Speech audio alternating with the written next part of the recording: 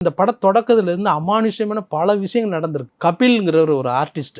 அவர் என்ன பண்ணியிருக்காரு, அந்த ஷூட்டிங் நடக்கிற அந்த கர்நாடகா வனப்பகுதியை ஒட்டின ஒரு இடத்துல வந்து படப்பிடிப்பு நடந்திருக்கு. அங்க அந்த கபில் என்ன பண்றாரு, ஷூட்டிங் முடிஞ்ச நேரத்தில அவர் வந்து அங்க உள்ள நதியில வந்து குளிக்கணும்னு நெனச்சு ஆசைப்பட்டு அங்க போயிருக்காரு. அப்போ அந்த நதிக்கு பேரு சௌபர்ணிகா நதி. அது எப்படின்னா, ஸ்ரீ மூகாம்பிகை கோயில்ல அந்த கோவில் பக்கத்தில ஓடுற ஒரு நதியோட தொடர்ச்சி தான் இங்க இந்த நதி இருக்கு. சௌபர்ணிகா நதி. அந்த நதியில வந்து குளிக்கும்போது அவரு அங்க நீச்சல் ஒரு இடத்துல சுழல்ல மூழ்கி அவர் இறந்து போயிட்டாரு. யாரு? கபில்ங்கிறவரு. அதுக்கப்புறம் ராகேஷ் பூஜாரின்னு ஒரு நகைச்சுவை நடிகர்.